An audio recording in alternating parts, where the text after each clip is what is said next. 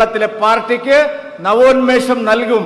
ഒരു പുതിയ കുതിച്ചുചാട്ടത്തിന് അദ്ദേഹത്തിന്റെ കയ്യിലിരിക്കുന്ന കടിഞ്ഞാൺ അദ്ദേഹം അത് ഉപയോഗിച്ച് മുന്നോട്ട് കൊണ്ടുപോകുമെന്നുള്ള കാര്യത്തിൽ സ്ഥാനമൊഴിയുന്ന അധ്യക്ഷൻ എന്നുള്ള നിലയിൽ എനിക്ക് യാതൊരു സംശയവുമില്ല.